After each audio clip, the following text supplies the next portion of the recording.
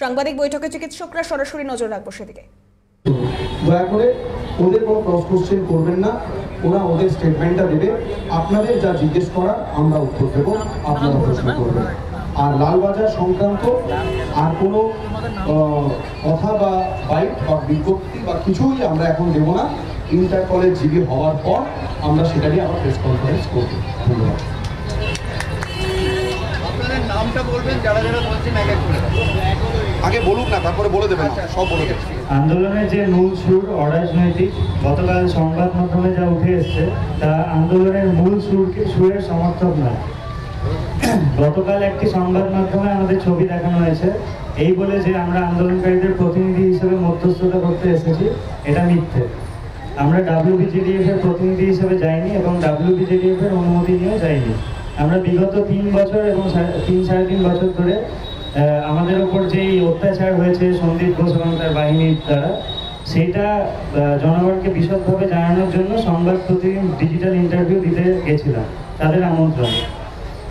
সেখানে তারাই আমাদেরকে আমন্ত্রণ করেছিল। সেখানে কোইন্সিডেন্টালি কুণাল ঘোষ মহাশয়ের সাথে দেখা হয় এবং উনি ডেকে নিয়ে আলোচনা করেন। আমরা কোনোভাবেই WBJDF এবং আন্দোলনকারীদের প্রতিনিধি হিসেবে মধ্যস্থতা করতে যাইনি। লালবাজার অভিযান এবং তার পরিণতি নিয়ে কোনোরূপ আলোচনা আমাদের মধ্যে ওখানে হয়নি। ধন্যবাদ। আবারও বলেছি, ক্রস কোশ্চেন ওদের করবেন না, কথা শুনবেন আগে। I would like to address the same thing in English. We would like to address a recent news broadcast that falsely suggested we represented the WBJDF in mediating between protesting doctors and government. We were invited by the digital media to share our experiences publicly regarding our personal concerns about the mistreatment we have endured over the past 3 to 3.5 years. During this visit, we happened to meet Mr. Kunal Ghosh coincidentally, and our photograph was taken with him. These two are two independent incidents and should not be linked up.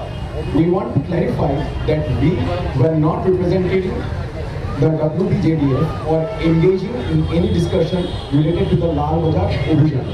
We would like to reiterate that our protest has always been, is, and will remain apolitical. Thank you.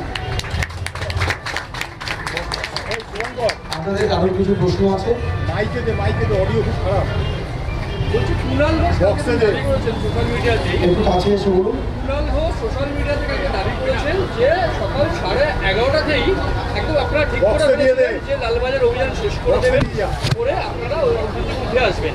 আপনারা মুখ্যমন্ত্রীর সাথে কথা বলেছেন যাতে একটা way out বার করে দেওয়া যায়, যাতে কমিশনারের সঙ্গে আপনারা দেখা করার সুযোগ পান। এটা কুণাল ঘোষ থেকে দাবি করেছেন। সেটা কার সাথে যোগাযোগ করেছে? এটা সম্পূর্ণ মিথ্যে। আবারও বলছি, আমাদের WBJDF বা আন্দোলনকারীদের পক্ষ থেকে কোনোরকম কোনো যোগাযোগ, কোনোরকম কিছু আমরা করিনি। আমরা যেটুকু করেছি আমাদের নিজেদের আন্দোলনকারীদের মধ্যে কথা বলে যেটা ডিসিশন হয়েছে সেটাই হয়েছে। তারও কোনো মধ্যস্থতা এখানে ছিল না, আগামীতেও ছিল না, আর গত যে আন্দোলন দিনগুলোতেও ছিল না, আর আগামীতেও থাকবে না।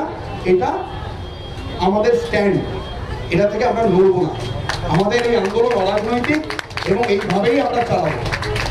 আরেকটা প্রশ্ন, এই যে 4 জন তারা কি একটা সংবাদ মাধ্যমের অফিসে গিয়েছিল মানে সাক্ষাৎকার দিতে, এটা যদি একটু স্পষ্ট করেন।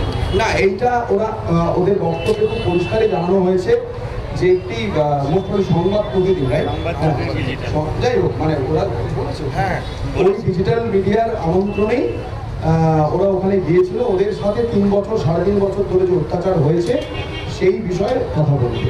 ছবি দেখা গেছে যে বেশ বন্ধুত্বপূর্ণ পরিবেশে বসে আছে, কথা বলছে, ছবিতে যা দেখা যাচ্ছে সেটার কি ব্যাখ্যা? সেইটার ব্যাখ্যা হচ্ছে ওদের সাথে তখন দেখা করতে চেয়েছে, ওরা একটা সৌজন্যমূলক সাক্ষাৎ।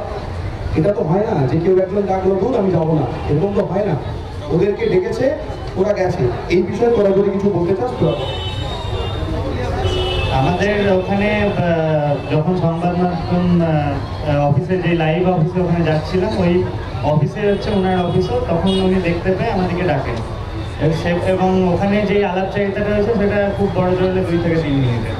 না, যে ছবি ওখানে উঠেছে সেটা কি আপনাদের জানিয়ে তোলা হয়েছিল? মানে যে ছবি- না, জানিয়ে আমাদেরকে তোলা হয়নি, ওটা একদমই না জানিয়ে তুলেছে 24 ঘন্টা, এবং সেটা অপপ্রচার করা হয়েছে। মানে কি আপনাদের এই আন্দোলন নিয়ে কোনো আলোচনা বা উনি জানতে চেয়েছিলেন? না, আন্দোলন নিয়ে আমাদের কোনো আন্দোলন নিয়ে, লালবাজার নিয়ে কোনো রকম কথা হয়নি। উনি যে ফেসবুকে যে কথাগুলো লিখেছেন, দাদা এই অ্যান্সারটা দিয়েছে একটু, এই অ্যান্সারটা মানে একই কোশ্চেন করবেন আপনি বলুন। হ্যাঁ বলুন। আচ্ছা উনি আমাকে জিজ্ঞেস ফেসবুকে লিখেছেন যে আমরা এখনই নগরপালের ইস্তফা চাইছি না, পরে দিলেও হবে, এখন শুধু আমরা আলোচনা করতে চাই, আমরা লালবাজার পর্যন্ত অভিযান করতে চাই না, এই যে কথাগুলো উনি ফেসবুকে লিখেছেন, তাহলে এগুলো সত্যি লিখছেন না মিথ্যে লিখছেন? আপনাদের আমি একটা কথা পরিষ্কার বলে দিচ্ছি, আমরা লালবাজারে ডেপুটেশন দিতে দিয়েছিলাম এবং এই সংক্রান্ত আমাদের মিছিল কী হবে, কীভাবে আমরা মিছিল রাখবো তুলবো, এই ব্যাপারে ওনার সাথে কোনোরকম কোনো কথা হয়নি। এটা আপনারা সংবাদ মাধ্যমে দেখেছেন। জয়েন্ট সিটির সাথে আলোচনা হ্যাঁ, আপনারা সংবাদ মাধ্যমে তো দেখেছেন, সবার সামনে তো জয়েন্ট সিটির সাথে দফায় দফায় ওরা এসেছেন, দফায় দফায় আমরা কথা বলেছি, আমরা একটা কন্ডিশন দিয়েছি, ওনার বলেছেন আমরা মানিনি। সেইভাবেই কিন্তু আমরা পুরো জিনিসটা এগিয়েছি, কারণ মধ্যস্থতা হলে তো এত লোক আসার তো কোনো প্রয়োজন ছিল না। এটা সংবাদ মাধ্যমের কাছে পরিষ্কার, আপনারা সকলেই জানেন। আবারও বলছি, আমাদের আন্দোলনকারী ডাক্তারদের তরফ থেকে, জুনিয়র ডক্টর ফ্রন্টের তরফ থেকে কোনোরকম কোনো যোগাযোগ হয়নি, কেউ করেনি। আগামীতেও কোনো রাজনৈতিক মধ্যস্থতা আমরা চাই না, আমরা ওটাকে সম্পূর্ণভাবে অস্বীকার করি। আমাদের এই অরাজনৈতিক আন্দোলন অরাজনৈতিকভাবে শান্তিপূর্ণভাবেই চলবে। কুণাল ঘোষের লেখাটা মন গড়া এবং ব্যক্তিগতভাবে লিখেছেন উনি। সেটা ওনাকে জিজ্ঞেস করুন কেন লিখেছেন, আমরা তাই মনে করি। Good good. ধন্যবাদ। লালবাজার নিয়ে কোনো প্রশ্ন নেবেন? ওটা ব্যাংক জিপি পর ওটা বলবো। চিকিৎসকরা সাংবাদিকদের মুখোমুখি হলেন, অর্থাৎ তারা কোনোভাবেই কোনো রাজনৈতিক মধ্যস্থতা করতে কোথাও যাননি। কুণাল ঘোষের সঙ্গে যাদের দেখা গিয়েছিল তাদের মুখ থেকেই তারা সে কথা শোনালেন এবং একটি সংবাদ মাধ্যমের আমন্ত্রণেই যাওয়া এবং সেখানেই সৌজন্যমূলক সাক্ষাৎ মাত্র। তবে কোনো রকম ভাবে কোনো রাজনৈতিক মধ্যস্থতার পথে তারা আজ হাঁটেনি, গত দিনেও হাঁটেনি, আগামীতেও হাঁটবে না। তাদের আন্দোলন সম্পূর্ণ অরাজনৈতিক, তেমনটাই তারা ফের স্পষ্ট করলেন।